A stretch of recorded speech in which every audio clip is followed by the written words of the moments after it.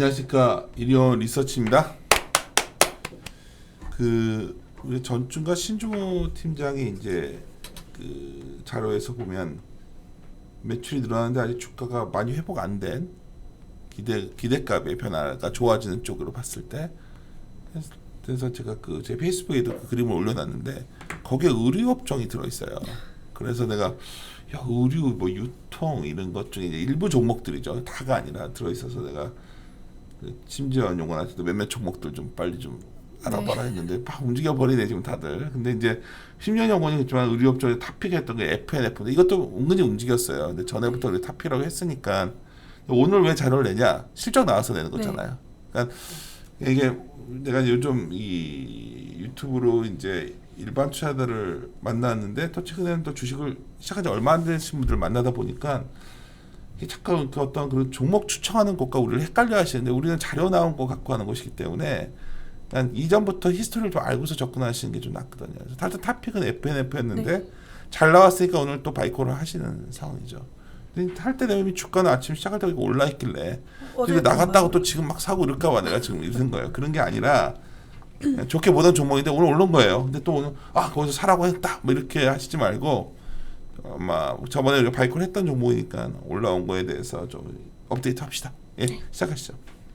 네, FNF 4분기 잠정 실적 발표되어서 실적에 대한 리뷰 자료 작성했습니다.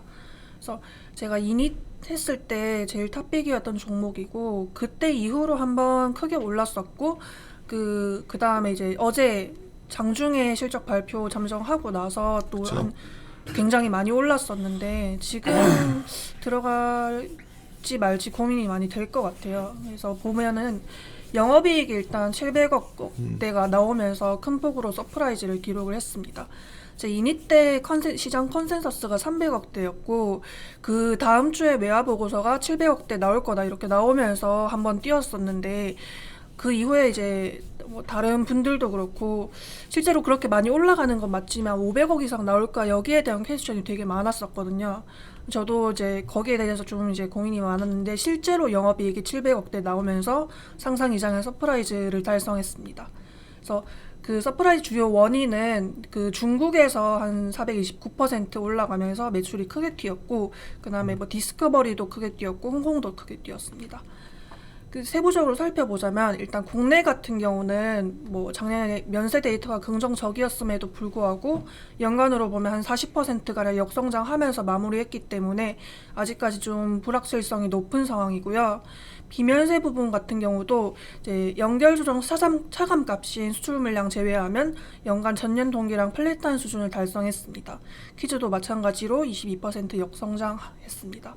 그래서 이제 국내 때문에 모멘텀이 올라간 건 아니고요. 이게 중국 때문인데, 중국이 지금 그러니까 작년 상반기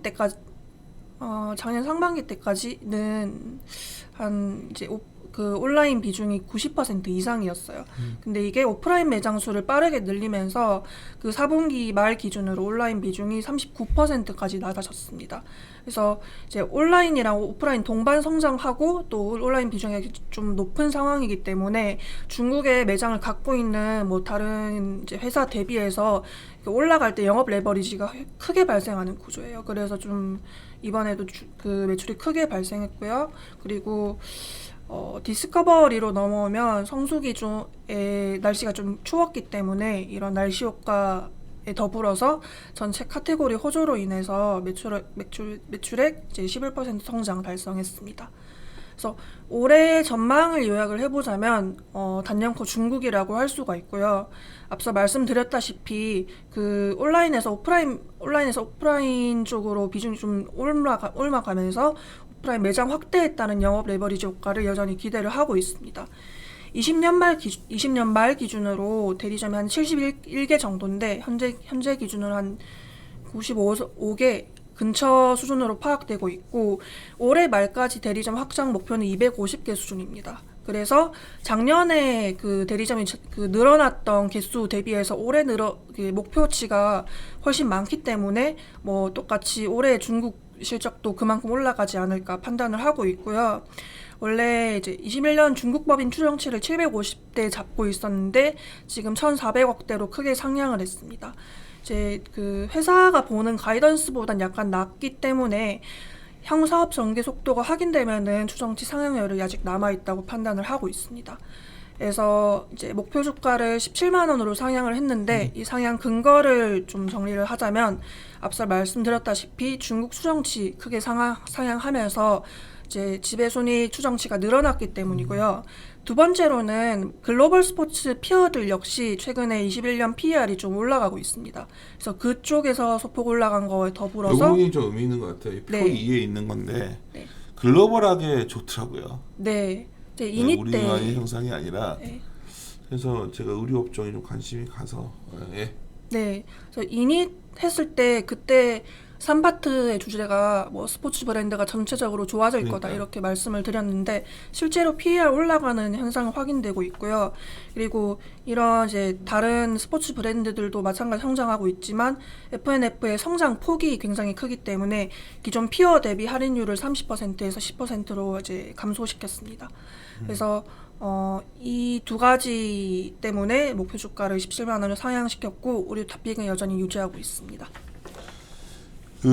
제가 그냥 다시 한번 말씀드리는데 FNF는 정말 의료업종 자료 쓸 때를 들어보시고 근데 탑픽은 FNF고 그 외 종목들이 있었는데 이게 그때 좋아졌던 부분 이상으로 좋아진 거예요. 근데 이제 오늘 이거를 녹음하면서 걱정되는 거는 이거를 업데이트 해온 사람들은 어제 실적 나오자마자 막 네. 그렇잖아요. 그러니까 막